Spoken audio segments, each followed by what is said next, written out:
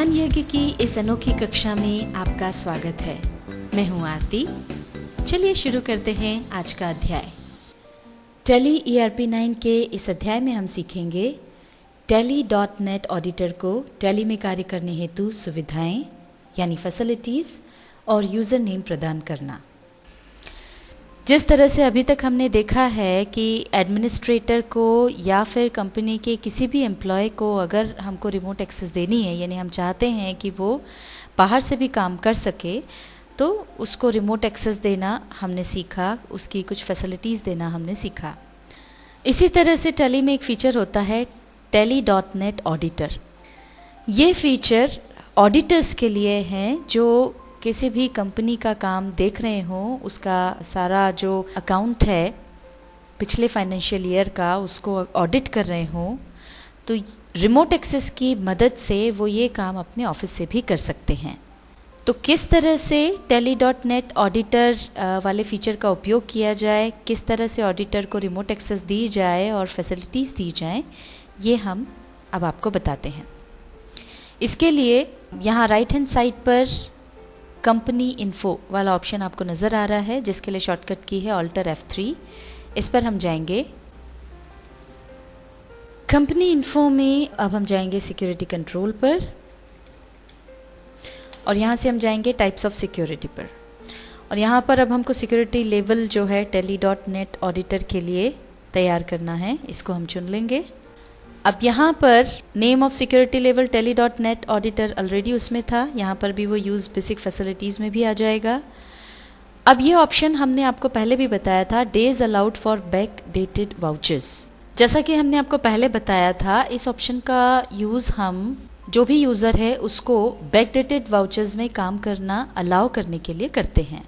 अब हम यहाँ पर Tally.net ऑडिटर को कितने दिन बैक डेटेड वाउचर्स में जाने के लिए अलाउ करें कि वो आराम से अपना काम कर सके और पूरी ऑडिटिंग फिनिश कर सके, इसकी गणना करने के लिए हम एक स्लाइड देखते हैं। यहाँ पर देखिए, हमने 1 अप्रैल 2010 को कंपनी क्रिएट की और अभी हमारा तीसरा साल चल रहा है। पहला साल 1 अप्रैल 2010 से 31 मार्च 2011 तक का रहा, जिसका कि ऑडिट हम करवा चुके हैं। दूसरा साल 1 अप्रैल 2011 से 31 मार्च 2012 तक का था, जिसका कि ऑडिट हमको करवाना है। अभी हमारा करंट फाइनेंशियल ईयर तीसरा साल जो चल रहा है वो 1 अप्रैल 2012 से शुरू हुआ और 31 मार्च 2013 तक चलेगा। तो इसमें अभी हम सन 2012 में जून महीने में काम कर रहे हैं। ऑडिटर से जब हमने पूछा उसको कितना समय लगेगा ऑडिट कंप्लीट करने में, दूसरे साल की जो भी अकाउंटिंग है उसकी ऑडिटिंग करने में कितना समय लगेगा, तो उसने बताया कि उसको सितंबर तक का टाइम लगेगा। तो अब इस हिसाब से हमको उसको डेज अलाउ करना है बैक डेटेड वाउचर्स में जाने के लिए, ताकि वो पिछले साल का पूरा ऑडिट कर सके और अभी उसको जितना टाइम लगेगा उतने एक्स्ट्रा दिन हमको देने होंगे। इसको हम कैसे कैलकुलेट करेंगे ये देखते हैं। 1 अप्रैल 2011 से 31 मार्च 2012 तक का जो अकाउंटिंग है उसको ऑडिट करना है, यानी 365 दिन तो ये हो गए जिसमें जो हमको उसको अलाउ करना होंगे। इसके अलावा अभी उसको सितंबर तक का समय लगेगा। तो इस साल में सितंबर माह तक जो ऑडिट पूरा होने की संभावना है, तो हमको 1 अप्रैल 2012 से सितंबर महीने तक का समय उसको देना है। ये होते हैं लगभग 180 दिन। इन दोनों को मिलाकर के हो जाएंगे 545 दिन। तो हमको उसको कम से कम 545 दिन अलाउ करना होंगे बैक डेटेड वाउचर्स में जाने के लिए, ताकि वो अपना काम कर सके। अगर हम इससे कम दिन अलाउ करेंगे तो वो पूरा जो हमारा पिछले साल का ऑडिट है पूरे वहाँ तक जा नहीं सकेगा। तो अब हम जो हमारा ऑप्शन था days allowed for back dated voucher, उसमें लगभग 550 दिन अलाउ कर देते हैं, 5 दिन और ऊपर दे देते हैं। यहाँ पर अब हम डाल देंगे 550। अगला ऑप्शन है cut off date for back dated vouchers. अभी हम जून 2012 में काम कर रहे हैं और चूंकि हमने यहाँ पर days allowed for back dated vouchers में 550 दिन दिए हैं, इस हिसाब से 1 जून 2012 से 550 दिन अगर हम अंदर जाते हैं तो 2010-2011 में भी जा सकते हैं, जो कि हम नहीं चाहते हैं। इसलिए यहाँ पर cut off date for back dated vouchers में हम वर्ष 2010-11 के ईयर एंडिंग की तारीख 31 मार्च 2011 डाल देंगे और अब एंटर प्रेस करते हुए आगे आ जाएंगे। अब यहाँ पर हमको जो फैसिलिटीज़ उसको डिसअलाउ करनी है, इसमें हमने आपको पहले भी बताया था और एक बार फिर आपको याद दिला दें हम कि days allowed for back dated voucher option के साथ डिसअलाउ द फॉलोइंग फैसिलिटीज़ में क्रिएट अल्टर के साथ बैक डेटेड वाउचर ज़रूर चुनें, तभी ये जो ऑप्शन है days allowed for back dated vouchers वाला ये काम करेगा। और यहाँ पर जितने भी दिन दिए हैं वहीं तक वो किसी भी वाउचर को क्रिएट या अल्टर कर सकेगा, और इस अवधि के पहले के जो वाउचर्स हैं ना वो उन्हें बना पाएगा और न ही अल्टर कर पाएगा। इसलिए यहाँ पर हम चुनेंगे क्रिएट अल्टर और लिस्ट ऑफ रिपोर्ट्स में से चुन लेंगे बैक डेटेड वाउचर्स।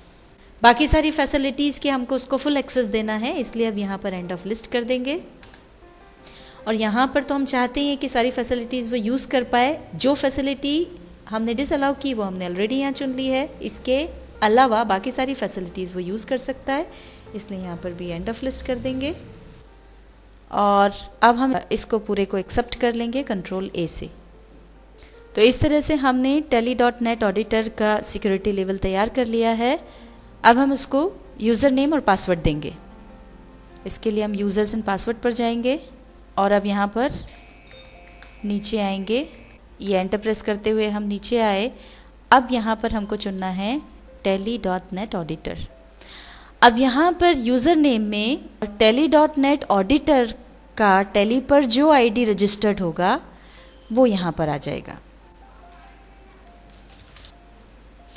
पासवर्ड भी उसे टैली से ही मिला हुआ है, इसलिए वो यहाँ पर नहीं लिखना होगा, और वैसे भी एंटर प्रेस करते ही सीधे जो पट्टी है वो यहाँ आ जाएगी। और अब हमको उसको रिमोट एक्सेस अलाउ करनी है, इसलिए हम इसको यस कर देंगे। लोकल टीडीएल भी हमको अलाउ करना है तो इसको भी हम यस कर देंगे। एसएमएस एक्सेस को अभी हम छोड़ दे रहे हैं, इसको नो ही रहने देंगे और अब एंड ऑफ लिस्ट कर देंगे, इसको एक्सेप्ट कर लेंगे। अब ये जो हमने tally.net ऑडिटर को यूज़र नेम दिया है या उसके यूज़र नेम में जो आईडी हमने डाला है वो हमको कंट्रोल सेंटर में जाकर के ऐड करना पड़ेगा। तो उसके लिए हम कंट्रोल सेंटर में जाएंगे, उसके लिए शॉर्टकट की है कंट्रोल के। अब यहाँ पर हम tally.net यूज़र के रूप में लॉगिन कर रहे हैं, तो जो tally.net में हमारा आईडी रजिस्टर्ड है वही ईमेल आईडी हम यहाँ पर डाल देंगे और tally.net से जो पासवर्ड हमको मिला था वो पासवर्ड हम यहाँ डाल देंगे। एंटर प्रेस करेंगे। ये कंट्रोल सेंटर की स्क्रीन ओपन हो गई है। इसमें अब हम जाएंगे यूज़र मैनेजमेंट के अंदर। अब एंटर प्रेस करते हुए हम ये अगले नंबर पर आ गए। अब यहाँ से सिक्योरिटी लेवल में हम चुनेंगे स्टैंडर्ड यूज़र। अब यहाँ पर जो ऑडिटर का टैली में रजिस्टर्ड आईडी है वो यहाँ डाल देंगे।